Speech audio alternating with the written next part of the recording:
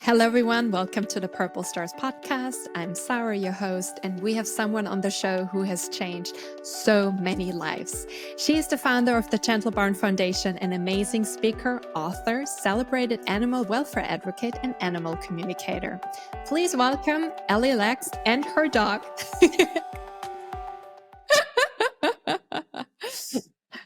Hi, Ellie. Oh, thank you so much for having me. Thank you so much for being on our show. We are such a big fan of the Gentle Barn and everything that you have achieved and changed in this life. I'm sure that most of our people in our audience already know about the Gentle Barn, but for those who maybe are not yet aware of it, could you maybe take us back to 1999 where everything started? Yes, well, actually, things started a lot longer before that. The Gentle Barn was my dream since I was 7 years old. So it started when I was a small child living in the Midwest and the East Coast, growing up with the woods and the lakes by my houses, watching tadpoles turn to frogs, finding salamanders and bunny rabbits in the woods, bringing home lost or injured or orphaned animals when I found them needing help. Dealing with my parents' frustration at not wanting these animals in the house. And kind of saying that when I'm 7 years old, since I was 7 years old, saying that when I grow up, I'm going to have a big place full of animals and show the world how beautiful they are. And so it was a dream of mine, and not just a passing dream. It was something that I thought of every single day. I went to sleep envisioning what the Gentle Barn would feel like. I would sit in class and draw on my notebooks and the desk and my arms what the Gentle Barn would look like. I talked about it to anyone that would listen, but I had no idea how to start it. I had no idea what the first step would even be. So I went many, many years without realizing that dream until 25 years ago in 1999, I discovered a petting zoo I had never seen before. And very nosy when it comes to animals, I went in to see what was going on there, and it was terrible. There was so much abuse and neglect, and I was absolutely sick to my stomach. And running for the door to get out of there, there was a very, very old and dying goat by the exit. And she looked me in the eyes. She asked me for help, and she stopped me in my tracks. And so I returned her gaze. And at the time, I lived in a little house with a half-acre backyard. So I thought, I could bring home a goat. So I went to find the owner. And to make a very long story short, the longer, richer, fuller version is written in my first book, My Gentle Barn, Creating a Sanctuary Where Animals Heal and Children Learn to Hope. But to make a long story short, I ended up bringing Mary home and many, many more other animals, and realizing, oh my God, I just started my dream. So there's two components to the Gentle Barn. It's not just saving and rehabilitating animals, but it's also partnering with those animals when they're ready to heal people. And so as soon as I realized I had just started my dream, I opened the phone book and started calling around to probation camps, drug and alcohol rehab centers, domestic violence shelters, homeless shelters, foster agencies, and saying, I've got these incredible animals that all share the same stories as your clients. Bring them out to heal in my barnyard. And they did. So that's what we do. We help animals and people come together and find themselves in the barnyard. I really got goosebumps the first time I read the story because I'm deeply touched by the idea and also how you realized creating this circle of healing. Like you heal so they can heal and they heal again. And it's just so beautiful. Like that is really like a full circle. I read on your website, you have hosted more than 950,000 people, which is a lot. And you have changed so many lives. I wonder, could you share one particularly heartwarming story of someone whose life was changed by their experience at the Gentle Barn? I'm sure there are so many stories, but maybe one story that comes straight to your mind. Oh my God, there's so many. There's so many. One recent story was of a woman during the pandemic that started watching a baby cow that we had rescued. This baby cow, his name is John Lewis Thunderheart, and he was actually born inside a slaughterhouse and raised in my house to resuscitate him. And I became his mom. And when he finally joined the other cows at 9 months old, There was a woman who during the pandemic was going through struggles of her own. She had cancer and she had to have surgeries and procedures. And because of the pandemic, she wasn't allowed to have any visitors or family or friends with her. So she was completely alone in this hospital bed for a really long time. And the only thing that she had was her phone. So she was searching social media and she found the Gentle Barn and she started watching John Lewis's recovery. And she was so inspired by how sick he was and all the trials and tribulations he had gone through in his life and how resilient he was at attempting to get better every single day, that it inspired her to go through her own recovery. And she promised herself that once this was all over and we were reopened, that she would come and meet this cow that ushered her through her diagnosis, her surgeries, and her recovery. And sure enough, once we reopened after the pandemic, here comes this woman, and she had a very teary-eyed and beautiful reunion with John Lewis, hugging him, crying into his shoulder. And basically that good cry in John Lewis's embrace washed away the pandemic, washed away everything that she had been through, and allowed her to be completely restored to move forward with her life, with her new health, because she had made it. So beautiful. And it's what you're looking for, right? To give hope. And I think it's not just that you give hope, but I can imagine that a lot of people who didn't have a good response with traditional therapy also come to you and looking for hope, looking for answers and solutions. And I know there are so many people who end up healing when they come to the Gentle Barn. What do you think is different, or what lands different in their heart and in their soul and in their bodies when they're in the Gentle Barn compared to conventional therapy? Listen, I think conventional therapy is wonderful. I have my own therapist and I look forward to our sessions. But traditional therapy is about talking. And so if you know what your trauma is and you're brave enough to dissect it and look for the experiences and lessons that lie within it to adapt that to your life moving forward, it works and it's beautiful. But if you have a trauma that happened at an early age, so you're not even aware of your trauma, or you are not wanting to talk about it or be vulnerable to dive back into those really, really painful moments of your life, then traditional therapy kind of stalls out, because if you're not willing to talk, or you don't know what to talk about, or you're grieving the loss of a loved one, and so there's really nothing to talk about, you're just in pain, traditional therapy might not be sufficient for healing. And we get a lot of people that come to the Gentle Barn that don't want to talk. They just want to feel better. They want to connect. They want to get love like they've never had before, but they're sick and tired of talking. And so that's what they can do at the Gentle Barn. They don't have to talk. They don't have to divulge their story. They don't have to dive into their pain. They just simply need to embrace one of our cows, find their heartbeat, and slow down their own to match it. Rise and fall with the cow's breathing.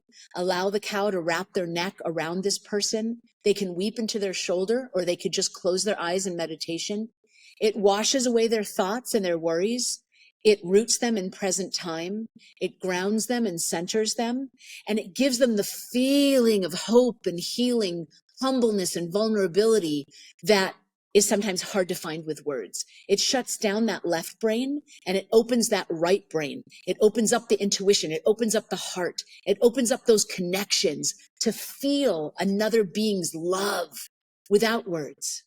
And it offers a completely different style of healing. And I've seen many, many, many miracles at our Missouri location, because the Gentle Barn is a national organization located in Santa Clarita, California, Nashville, Tennessee, and St. Louis, Missouri. And one of our cows in St. Louis, he and his 5 siblings were actually at a slaughterhouse. And his name is Chico. He crashed through 3 fences and led the way to freedom for his brothers. Unfortunately, at the end of the day, they had nowhere to go. And so they got caught and rounded up and sent back to the slaughterhouse. But by then the community wanted their freedom and demanded it. And through a big set of circumstances, we were able to rescue them and to open a Gentle Barn for them. And Chico is amazing. And just recently, we had a woman that had lost her son in a tragic accident. And traditional therapy was not working. Talking about it wasn't working, but she was in agony and did not know how to move forward with her life. And she came out to the Gentle Barn, driving several miles, several hours away to get to us. And she rested in that beautiful embrace with Chico. Chico wrapped his neck around her. She held him for an hour and he held her back. And afterwards, she said that she felt a kind of hope and healing that she didn't expect, and it restored her. It was like her son was hugging her. It was like there was still a life to live. It was like she was feeling connected, and she was able to move forward with her life. And we see that over and over and over again at the Gentle Barn. I just got goosebumps when you said it was as if she was hugging her son, because my first thought was probably her son guided her to the Gentle Barn to get the healing, or at least the first steps of the healing that she needs. Yes. So it's so beautiful. And I'm wondering, you have helped so many animals to heal. Is there any advice you can give to people who are rescuing animals? Like in the US, it's really amazing because a lot of people are open to adopting. But I see it with a lot of people, they bring home a pet that is wounded and that has trauma. And do you have an advice for people who don't yet have that much experience? How can they identify the triggers and how can they help the pet to heal from the wounds and also to build trust again? I have a lot to say about that. I want to start by saying people look at me with 3 locations, 200 animals, and they say, oh, I wish I could do what you're doing. And the truth is that everyone can do what I'm doing because sanctuary doesn't have to look one specific way. If you have room in your heart and home for another animal, adopting them instead of buying them is providing sanctuary. Responding to someone's pleas and cries for help in the street or in your neighborhood, just stopping the car and helping an animal, getting them to an agency, getting them out of the rain, putting down food and water for someone who's hungry, that is sanctuary. And then, of course, people who go the extra mile to either have an adoption agency by bringing in one, and it could be bringing in one animal at a time. You could go to the shelter, take one animal at a time, restore them to health and wellness, find a home for them, and then do it all over again, one animal at a time. Or you can have an organization where you have 10, 30, 50 animals at a time. Or you can be a sanctuary like us, where obviously we have 200. But it doesn't have to look a certain way. And what I would tell people is don't get hung up in comparing yourself to other people and thinking that your version is not good enough. Because saving any life, anywhere, at any time is worthy and it's important. So just respond to who's around you. Respond to who's around you, help those that are in front of you, and do anything that you can to serve, no matter what that looks like or how small or big the vision, it doesn't matter. As far as bringing someone into the house that's like injured or scared or wounded, I have a few things to say. First of all, an animal communication reading with that animal to find out what they've been through and what they need is really, really helpful. So I'm an animal communicator and I do remote animal communication sessions for people around the world. A lot of times, those of us that rescue animals, what's missing is their backstory. We don't know what they've been through. We're just looking at an animal, and that animal might be the result of a lot of trauma that we are not privy to have witnessed. Animal communication can fill in those blanks. Getting a remote reading, you can find out what's happened to your animal until the day you met them, and then what are they feeling and what do they need, and then we can work out a plan to move forward based on what they're wanting. The other thing that I want to say is animals need time. A lot of people have like this fantasy of getting an animal and violins and harps are going to play and it's going to be love at first sight and you're going to live happily ever after. And sometimes it does work that way, but sometimes it doesn't because of what that animal has gone through. And sometimes the animal just needs time to get used to your household, the other members, the routine, to want to be vulnerable again. They might be scared to fall in love because they've been dumped. So they need to work up the courage to let you into their hearts. And so don't rush things. Don't think that it needs to be perfect right away. I worked with a dog for 4 years one time. This dog would growl and show his teeth and act absolutely vicious. And I said, that's okay. I'll wait until you're ready for me.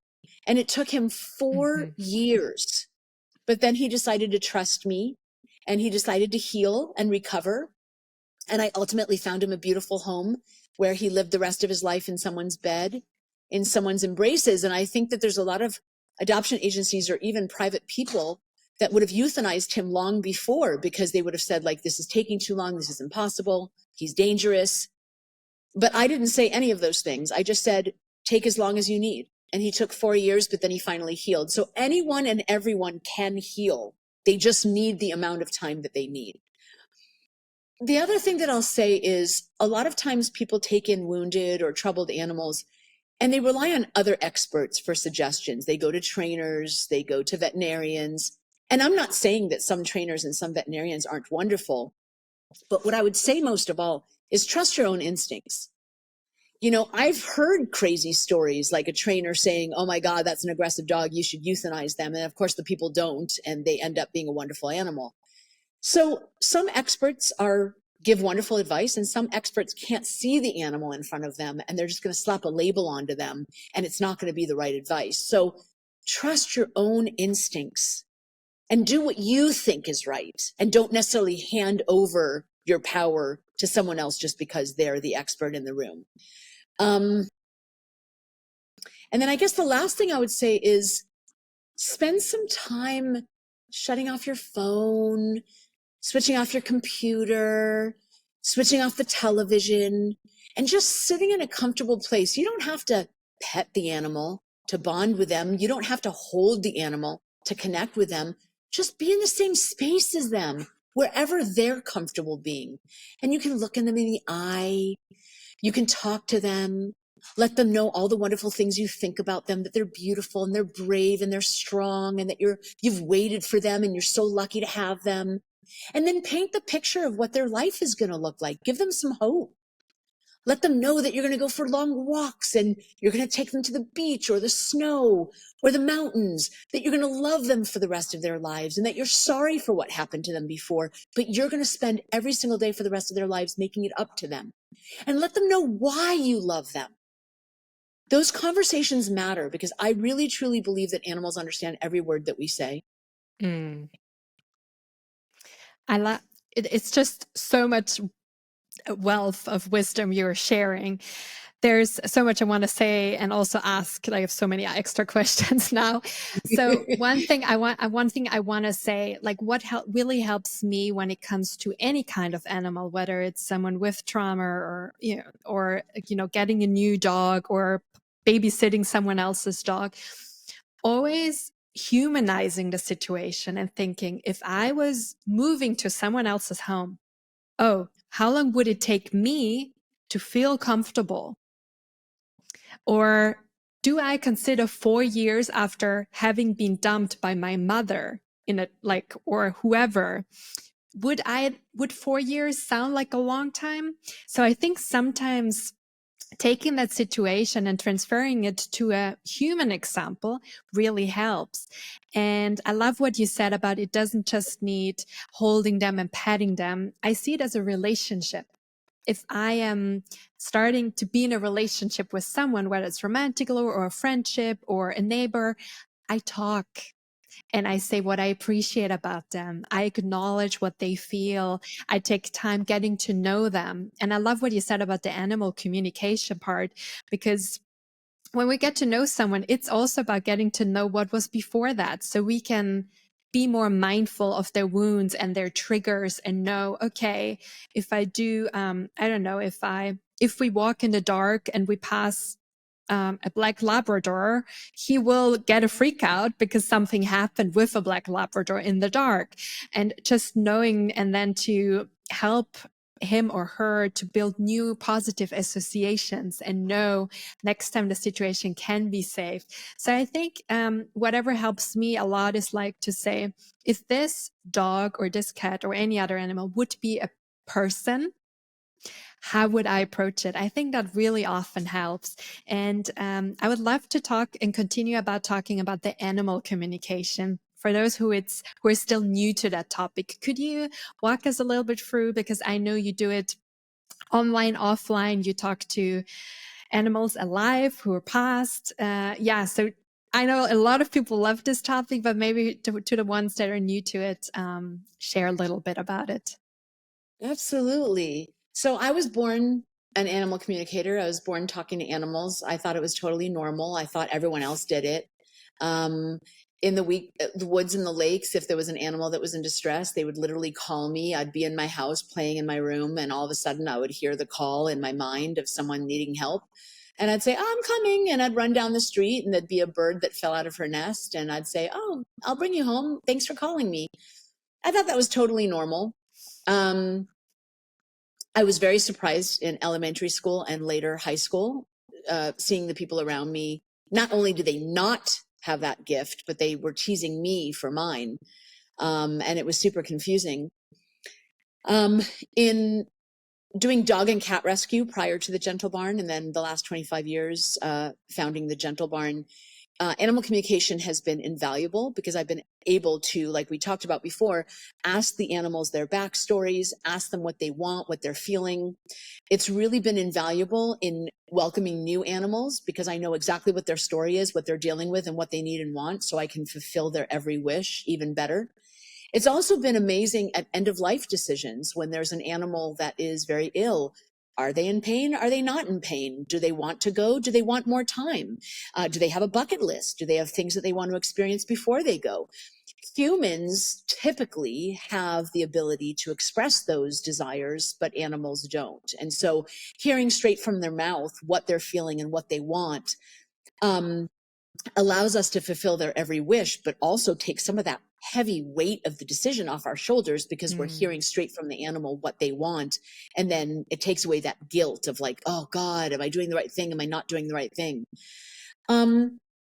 During the pandemic, my lovely and supportive husband, who's also the CEO and co-founder of the Gentle Barn, built me a website because over the years, he's always been encouraging me to do animal communication for other people. He's been saying, like, you have this gift and other people want to bond more closely with their animals. You should do this with other people. So finally, during the pandemic, he built me a website, and it's ellielaks.com. And basically, animal communication is just intuition. So I'm imagining that you've had the experience where the phone rings and before looking at the phone, you know who it is.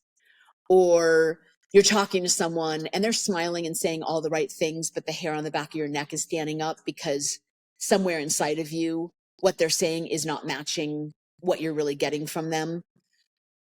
We've all had those kind of instincts, right? So animal communication is just an extension of that. It's being able to hear and feel in your body and mind what another being is transmitting to you. I, of course, can talk to animals in person, but my practice is typically remotely. So all I need is a picture of the animal, their name, age, gender, how long you've had them, and who they live with. And then from there, what I do is I start the animal communication session with a meditation where I'm feeling into my body and I'm feeling into my own thoughts and feelings so that I know what's mine and what's not mine.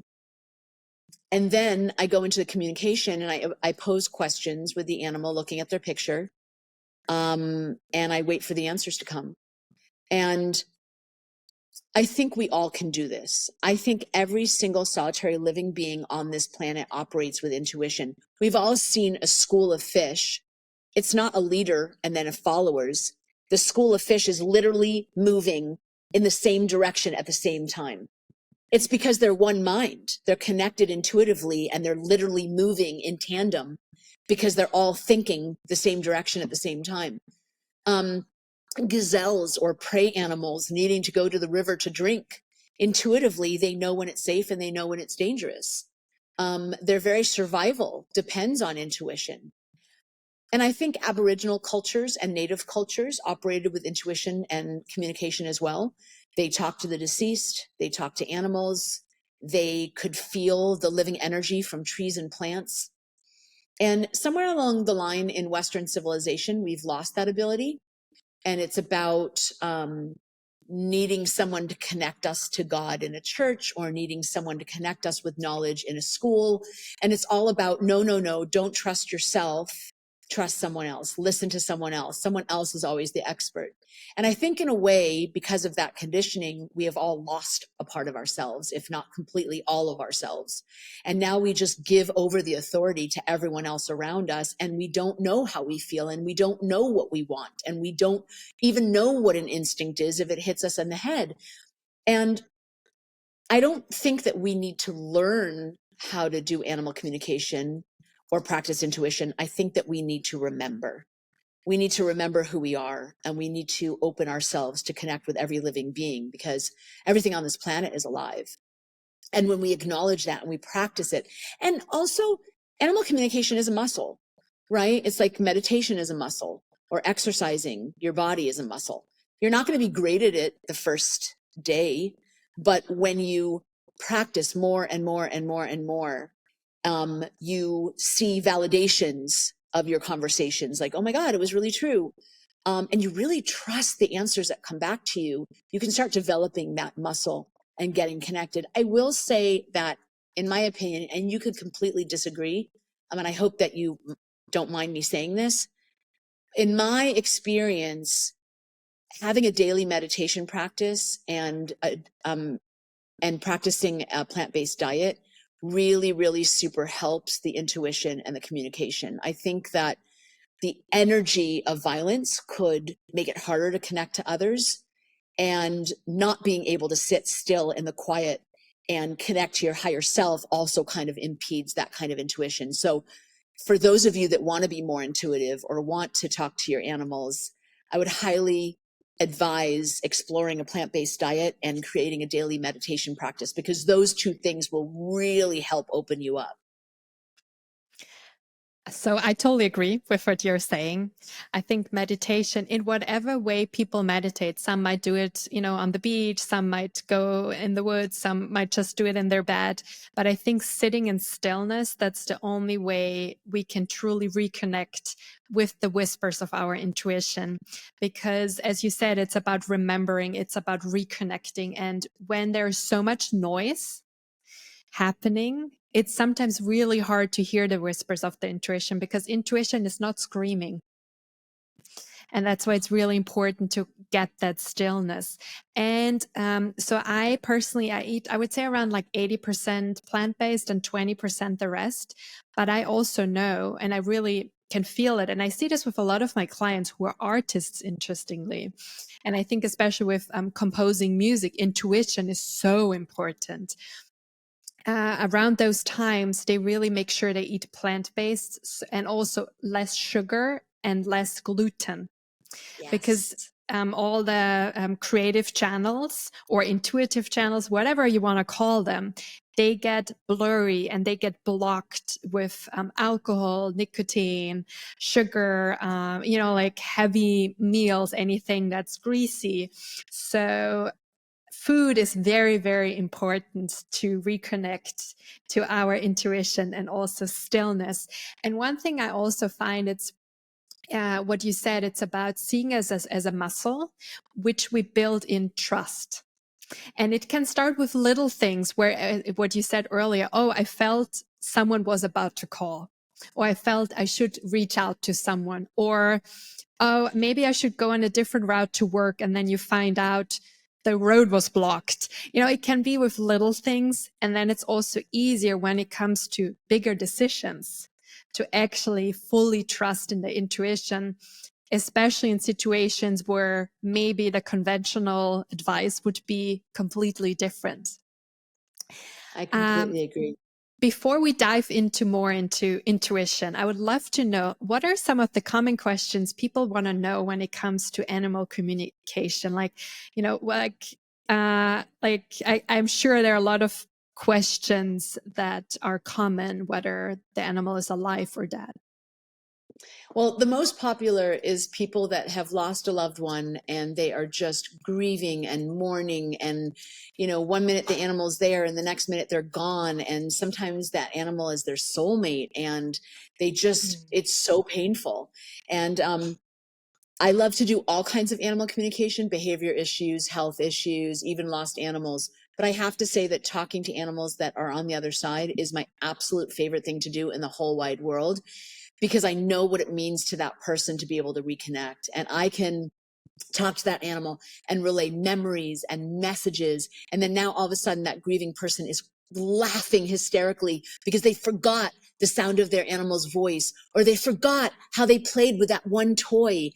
A lot of us with animals that are older, we remember them old, we remember them ill, and we forget what they were like when they were a puppy. But that animal is not going to forget. That animal is going to be like, look how fast I ran, and look how I love the snow, and look at my favorite toy, how we played together. And they're going to go, oh my God, I forgot that. And so it reconnects them to who that animal really is. And they can relive memories, and they can laugh, and they can cry, and they can realize that that animal had never left them at all. That animal is right with them. That animal just had to step out of their body. I have animals who are saying like, I'm with them all the time. And so I'll say, okay, give me proof. And the animal will show me the person singing a particular song, or the person sitting on their bed studying with books all around them, or that person, you know, taking a walk by themselves and crying. And the person will go, oh my God, that's exactly what I'm doing. So the animal like literally gives proof that they're in the room with them, watching them. So it makes the people feel like they haven't lost them. It just helps the person reconfigure the relationship. It's not a relationship to open your eyes and see them. It's a relationship to close your eyes and feel them. And I think animal communication with a lost loved one really helps people do that. And I know what that means because I have gone through loss that I thought I was going to die. And it was animal communication that was able to get me through that grief. And so doing that for other people and their animals is a true, true honor. Um, the other questions people ask that's as common as talking to animals that have transitioned is end of life decisions. I did a reading just last night for an animal that is diagnosed with cancer, and the people want to know, like, is she in pain? Is she suffering? Does she want to stay? Does she want to go? How can we support her? And the dog was saying, no, I'm not suffering. I'm not in pain. I'm actually quite comfortable. I do have a headache. But I love my beautiful naps, and sleeping on cold floor really, really helps. So if you can like provide some cold surface for my head, that will help. And she said, and don't worry about me. You're going to take care of me beautifully. I'm not afraid. I'm not worried. We have more time together, so it's not going to be fast. And you know what? I know I used to be very playful and very active when I was young, but slow walks are okay. We can just walk slow. And it gave so much comfort to the person to know what the animal wanted and needed and was feeling.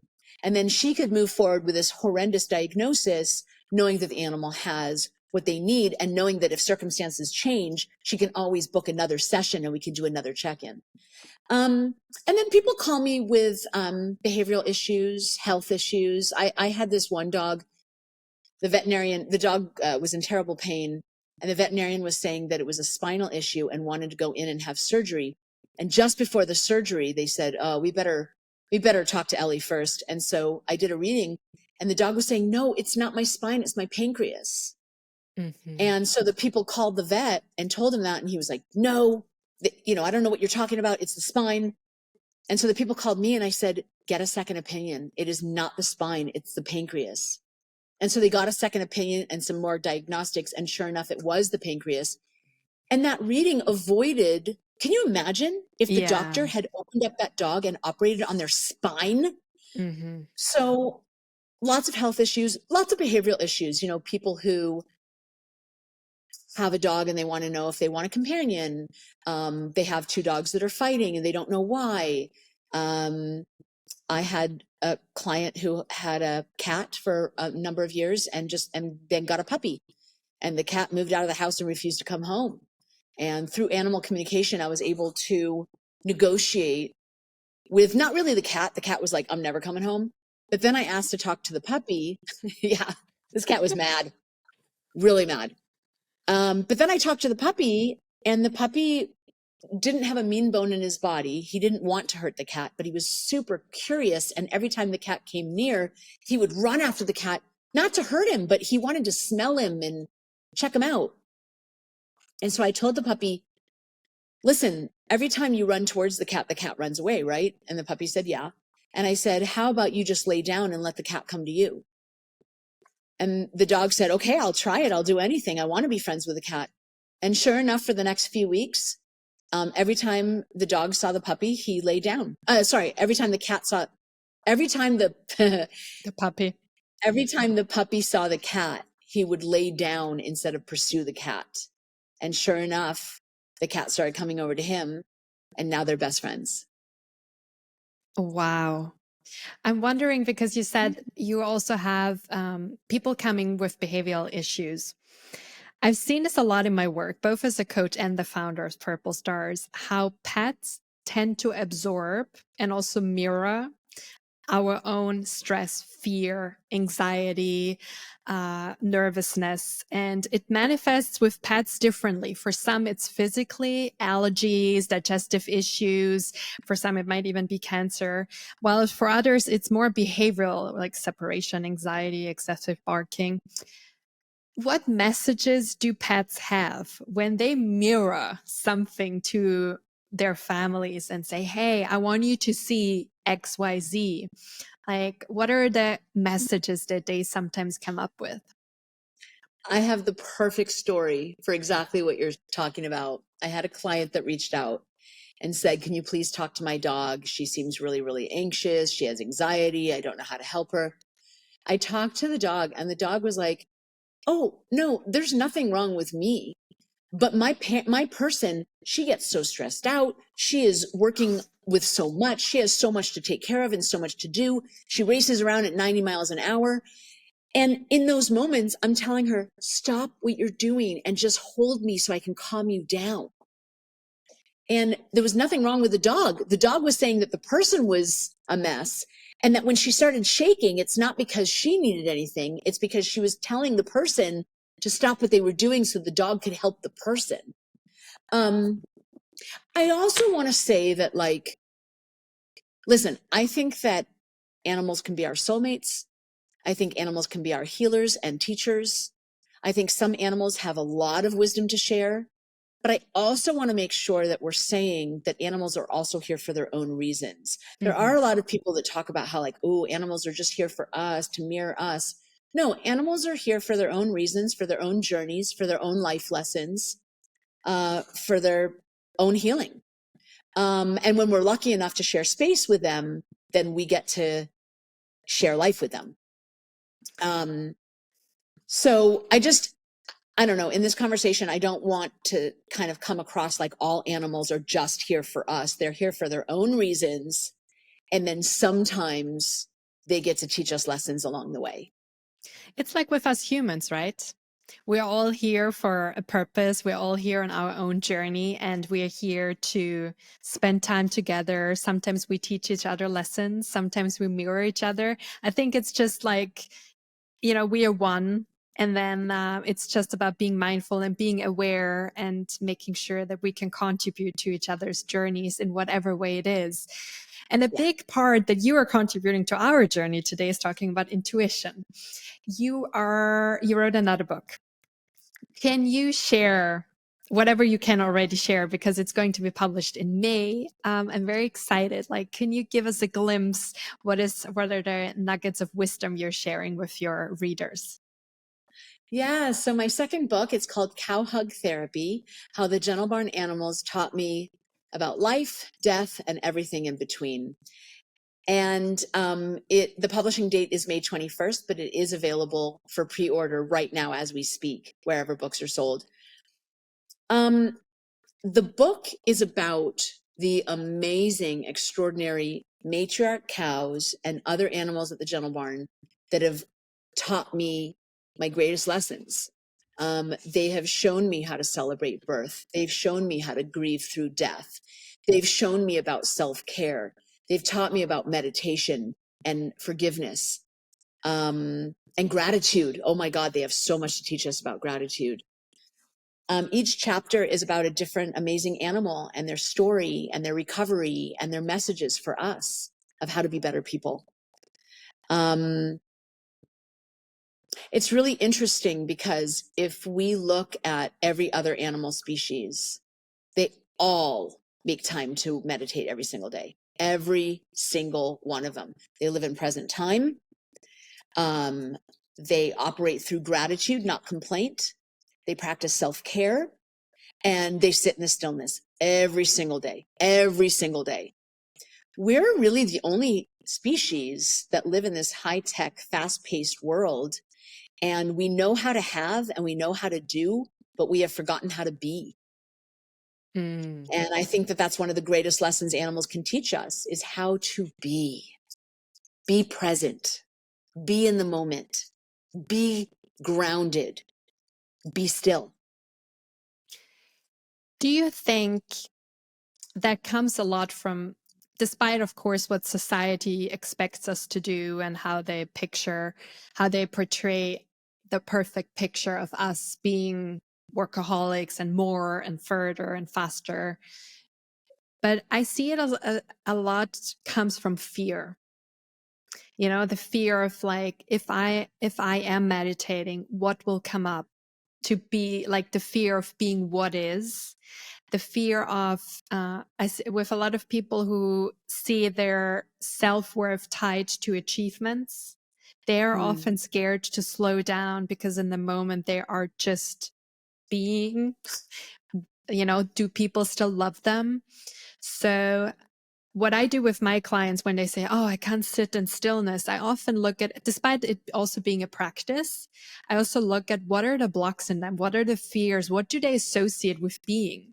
Because often they associate something negative. And I always say, like, you are the most productive when you're just like meditating and sitting and, you know, recharging. It's amazing. What do you think is one of the blocks that people have with meditating and sitting in stillness?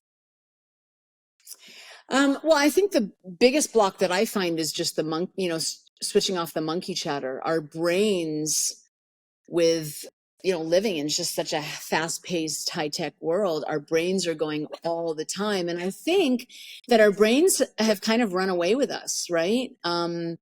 We're not the master of our thoughts. Sometimes the thoughts are the master of us. And I think that that's what leads to fear, and what it leads to, having emotions that we don't know what to do with, or not knowing how to feel good and not knowing how to be happy, and having anxiety and having depression. It's because our thoughts are running away with us.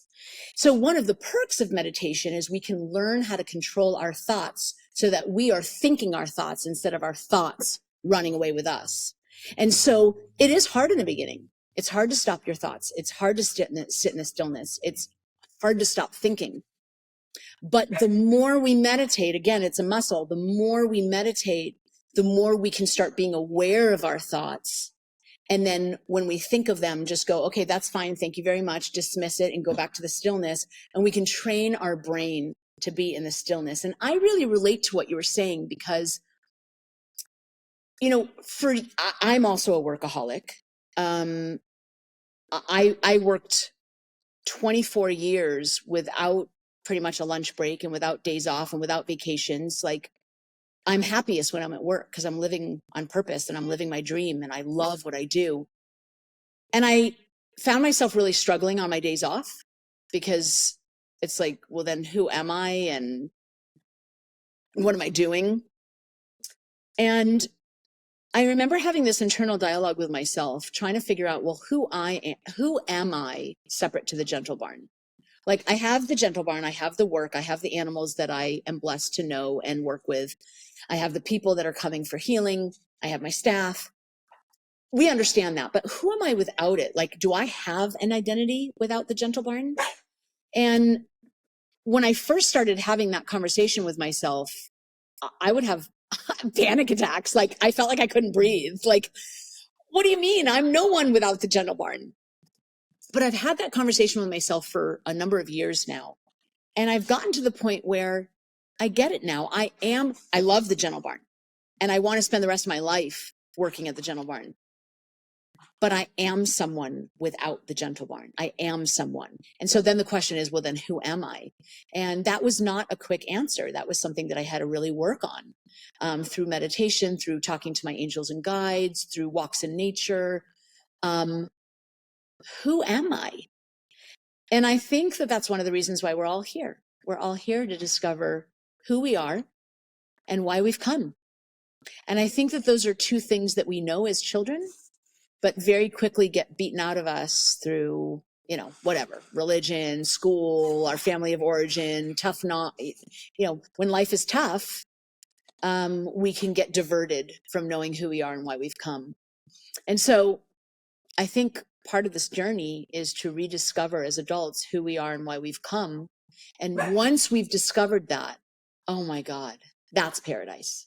That is freedom, and that's paradise. And I've begun to start discovering who I am without the things that I do. And it's wonderful. So, little things like, who are we when we're at a restaurant and the server comes? Are we polite? Do we say please and thank you? Are we demanding? Are we entitled? Who are we when we see someone in need, whether it's an animal or a human? Do we give them food? Do we give them money? Do we find a way to help? Or do we walk or drive past and pretend they're not even there? Who are we when someone around us needs help? Do we help?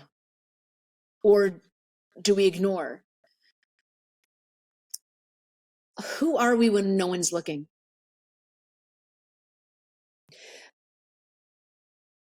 Are we someone that lies because we can get away with it? Or are we someone that always stands in the truth?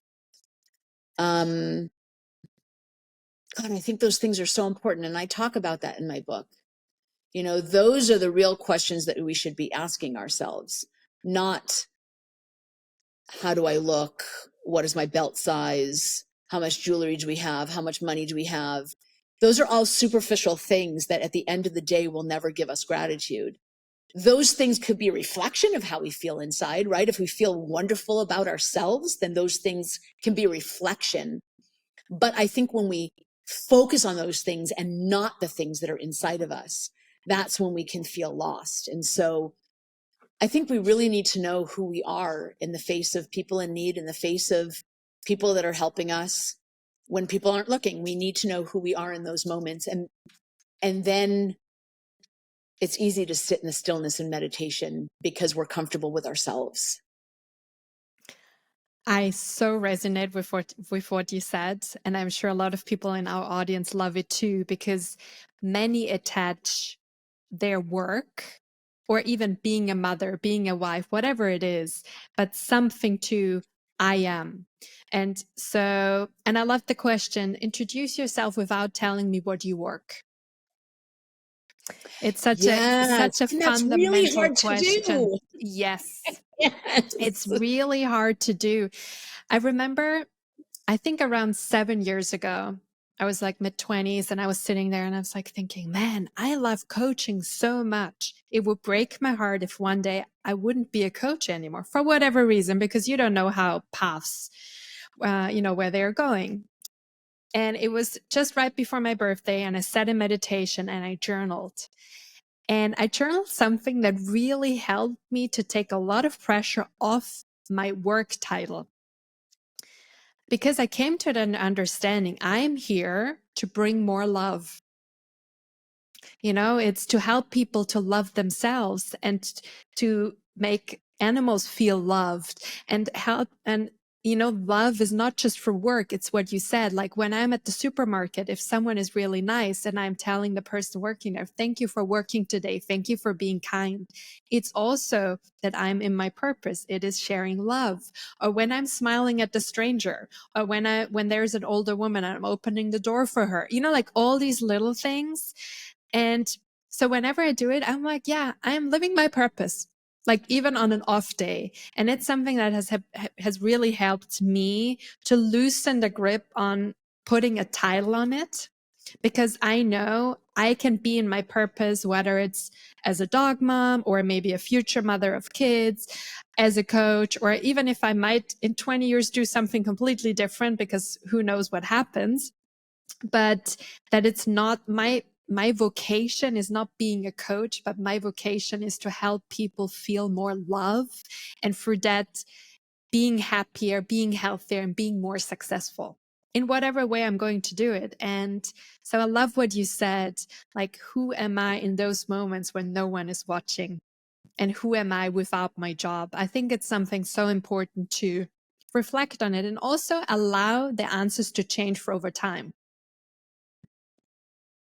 Yeah. And usually who we are is something that would remain true no matter what we're doing. So I might be the founder of the Gentle Barn and an animal communicator, but who I am, I care deeply about others, whether it's an animal or a human. If someone's in front of me and they're in pain, I'm going to want to help them. If they're hungry, I'm going to want to feed them. If they're talking, I'm going to want to listen. I care very deeply about others. I'm generous, I'm kind, I'm thoughtful, I'm creative. And those qualities about me are going to be evergreen. In other words, I'm going to apply those qualities through the Gentle Barn or through my animal communication. But if I go bag groceries, I'm going to apply those qualities through bagging groceries, right? And I'm imagining it's the same for you. You are here to help people, and you've come up with a way to do it through coaching and through this podcast. But if your life changed and you were a rental manager, you would still be Exactly. helping people through that capacity. Yes. And I loved saying we stay the same in our core. I think it's just being true to ourselves. And that leads me to my next question. I often get asked, how do I know if my intuition is communicating to me or my fear? Mm. Like, and I do think it's a question that's a great continuing from being true to our core. What helps you to distinguish those two voices? Oh, that's a really wonderful question. I like to use my belly as a compass, like to feel into my body. And I will tell you that when I am in fear, my belly will feel like a tight knot.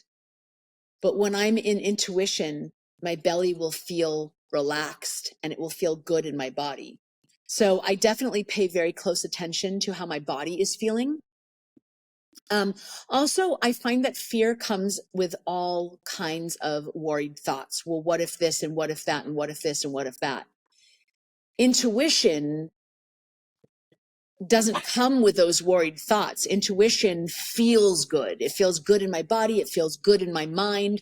It feels good imagining kind of the end of the event. Everything about it feels good. I remember once we had gone somewhere as a family and we were driving on the freeway, the hour drive to get home. And all of a sudden, out of nowhere, for no reason, I swerved off the freeway, got off the off ramp.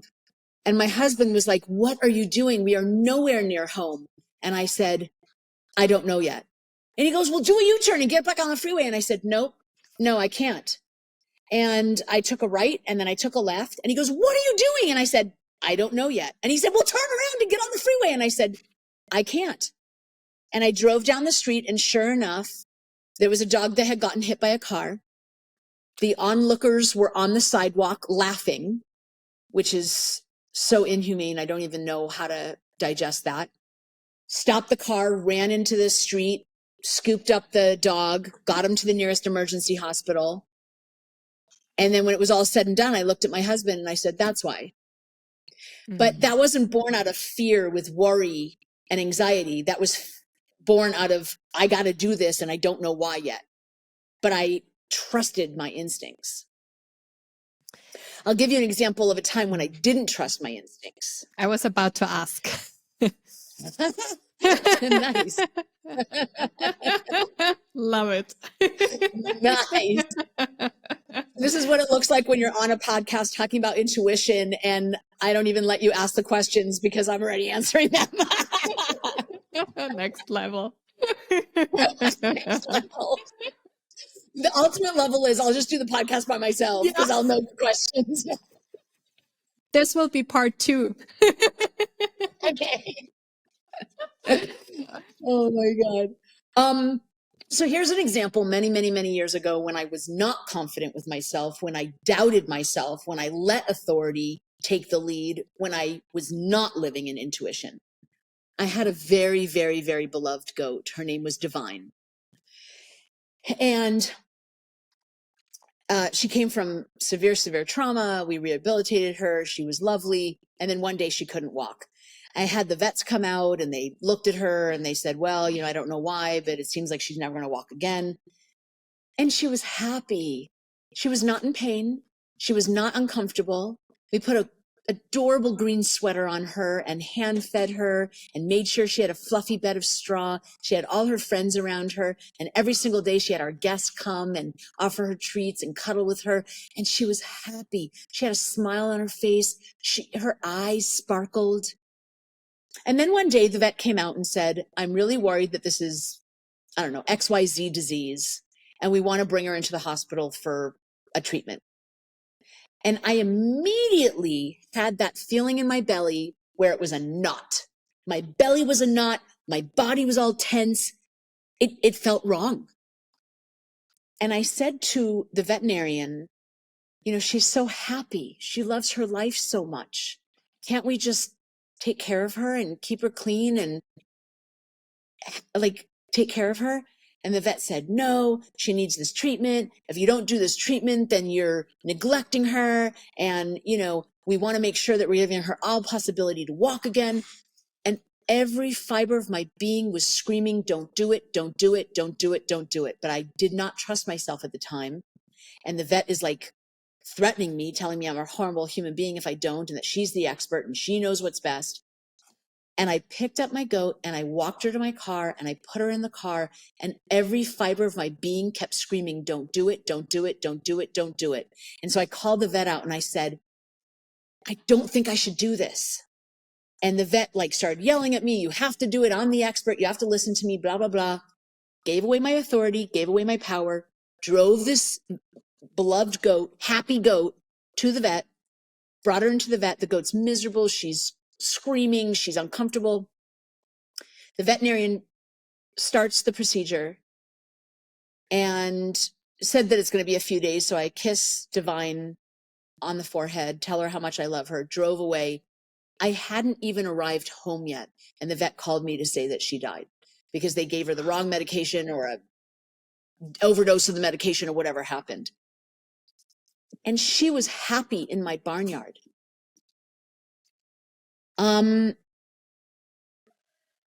Thinking of her happy in my barnyard made my body feel soft and peaceful. It made me smile.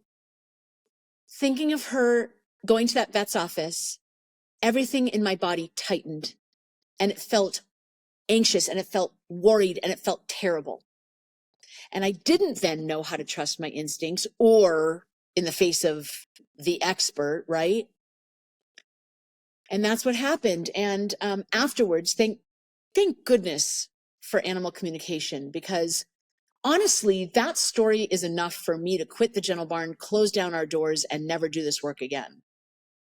But thank goodness for animal communication. I was able to talk with Divine, and Divine said,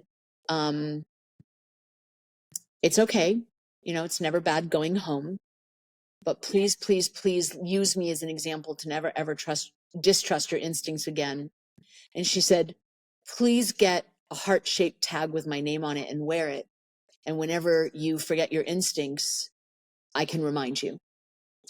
And I did. I got a heart-shaped dog tag with the name Divine on it, and I wore it. This is 1,000 years ago, but I wore it every single day for years and years and years and years and years until I finally stopped doubting my instincts, giving away my authority to other people. And now I have it and I wear it when I want to, but I wore it every single day for years because I never wanted that to happen again. So that's an example of when things are born out of fear, they don't feel good. When things are born out of intuition, they feel good. I got goosebumps when you said that.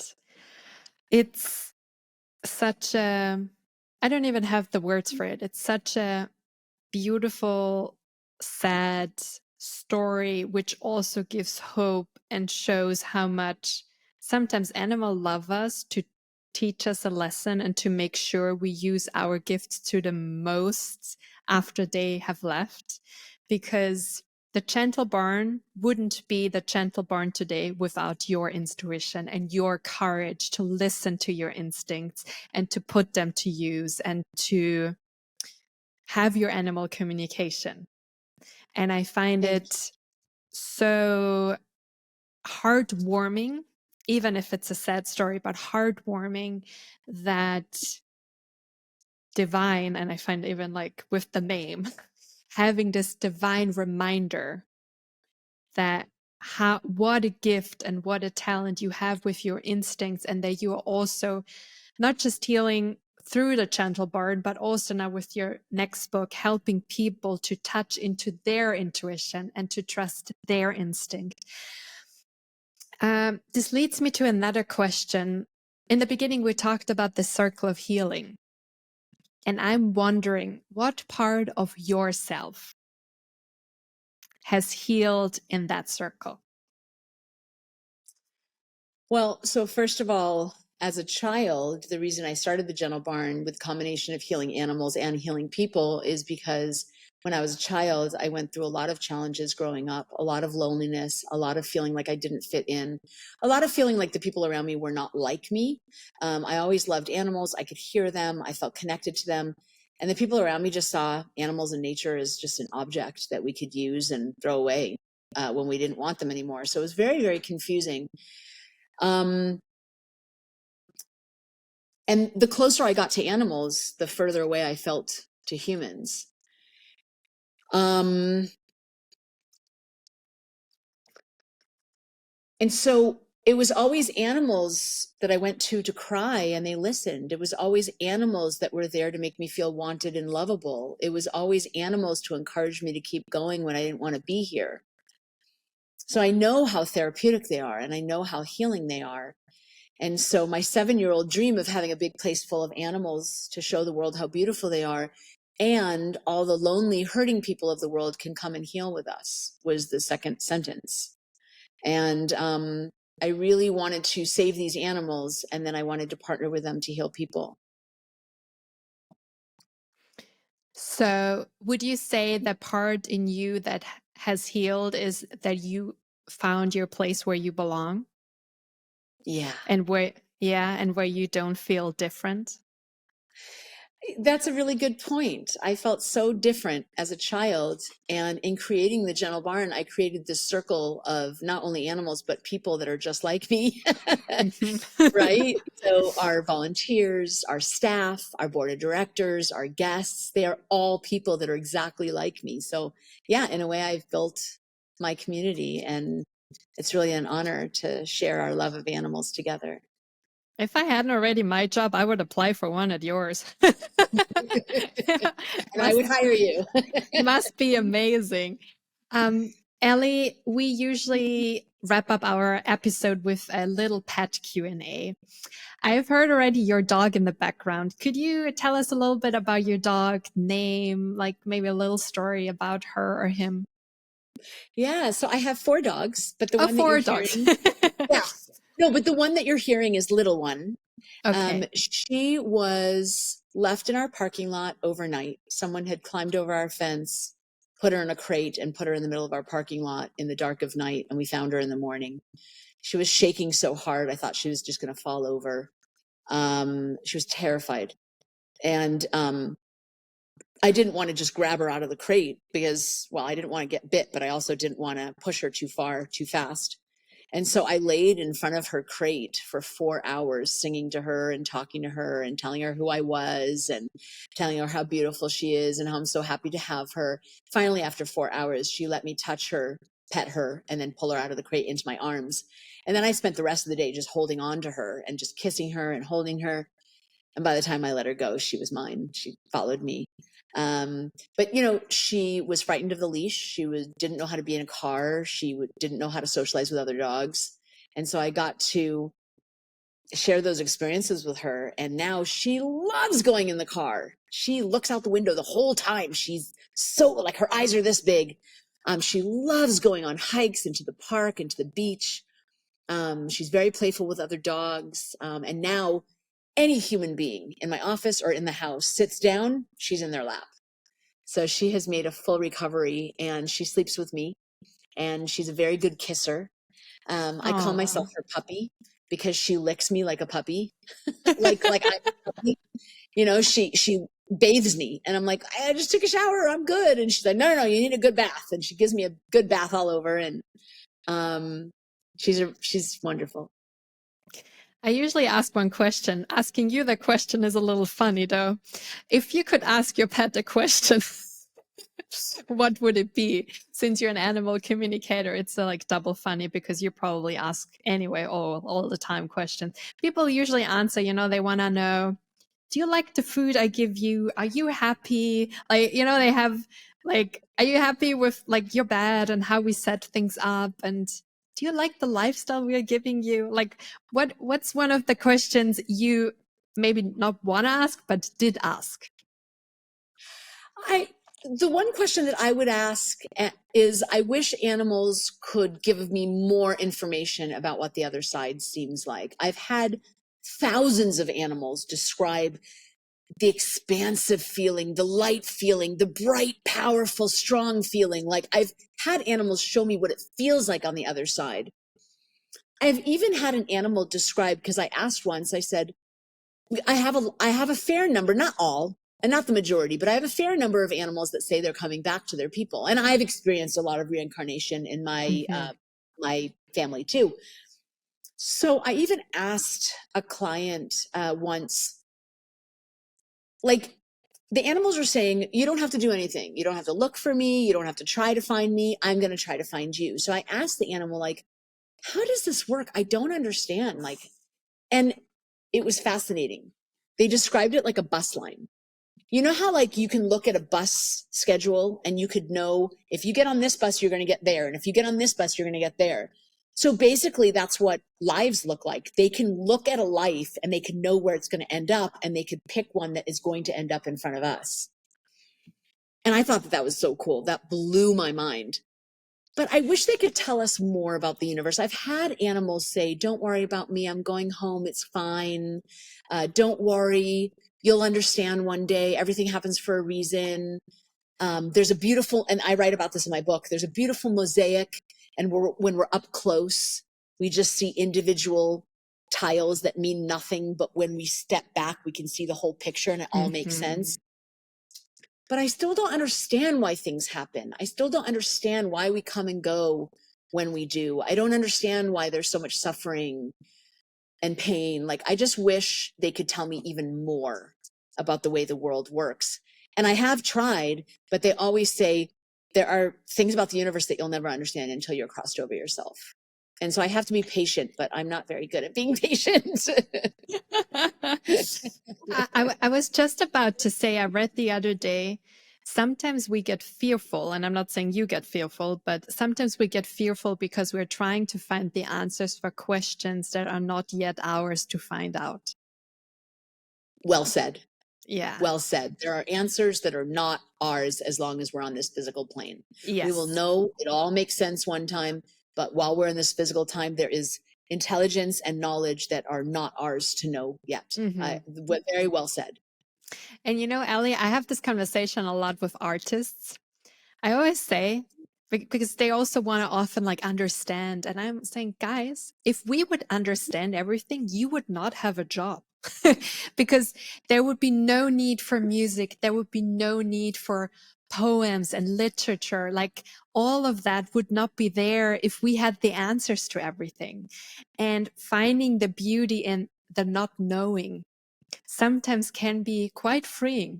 And I'm also someone that always wants to know everything, but I like sometimes what I do when I'm busy finding the answers, I'm telling myself I trust, and I put my hand on my heart without knowing. And then I put my other hand on my head. And I think it's such a beautiful feeling in life when we can get to the point where, like, we're okay. right now, I trust without knowing, whatever it is, whether it's a meeting got canceled or something bigger where someone died. It can be like applied to any situation. Um, and then I have another question. What is one of the many reasons you're grateful for your dog, or in that case, for your 4 dogs? Oh my gosh.